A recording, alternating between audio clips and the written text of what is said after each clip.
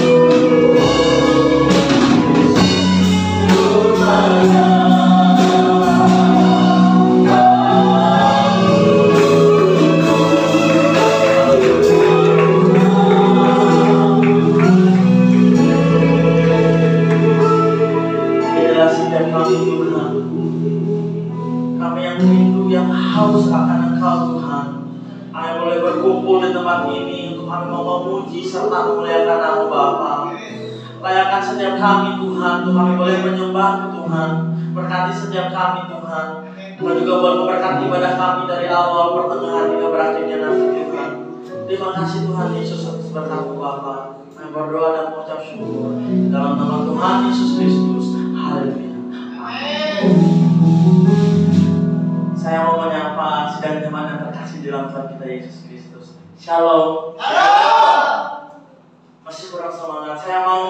kita semua yang ada di tempat ini, berapa ribu ya? Saya mau mendengar suara kita itu kisaran 5.000. Shalom. Shalom. Masih kurang semangat. Shalom. Boleh sapa kanan kirinya, katakan Tuhan Yesus baik. Kita mau bersorak-sorai buat Tuhan. Kita mau mengangkat pujian sukacita kita yang berjudul Gloria.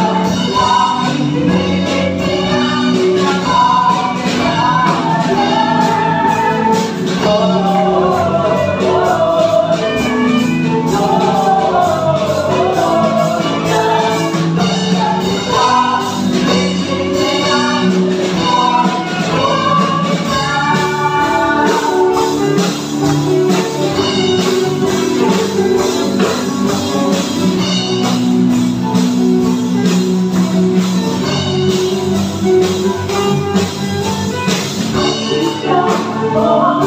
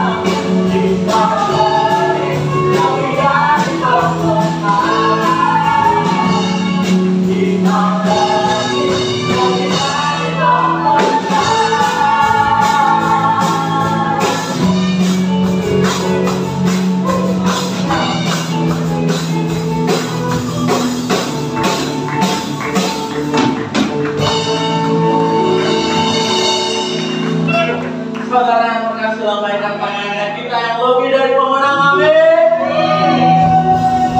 Saya persilakan untuk duduk kembali dan saya membuka ruang kesaksian. Mungkin ada jemaat yang rindu menceritakan cita kasih Tuhan sepanjang minggu ke depan. Silakan lalu.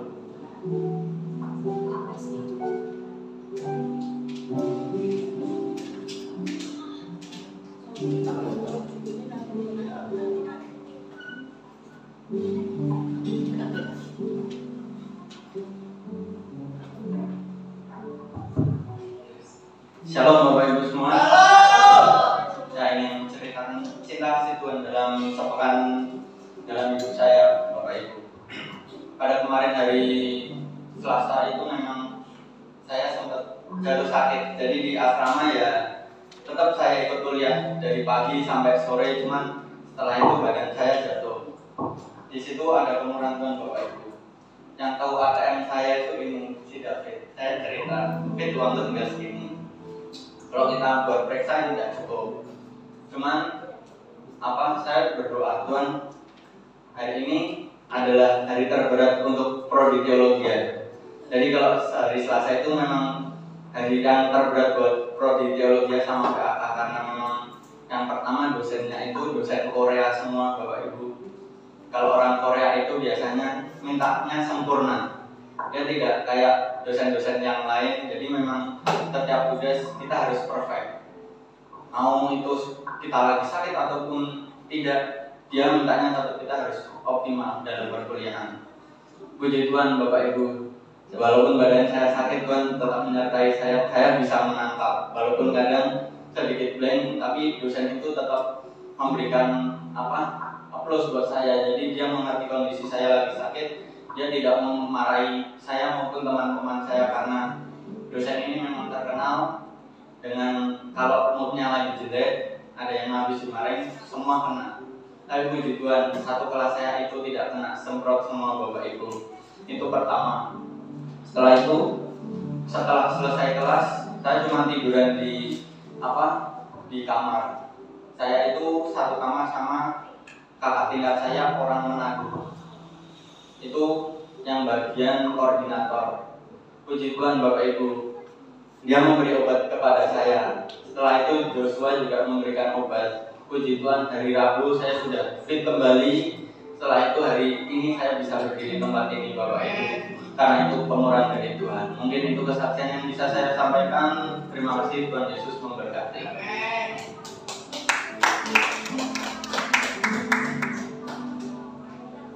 Mungkin masih ada Bapak Ibu, saudara yang terkasih yang menceritakan cinta kasih Tuhan di dalam kehidupan Bapak Ibu?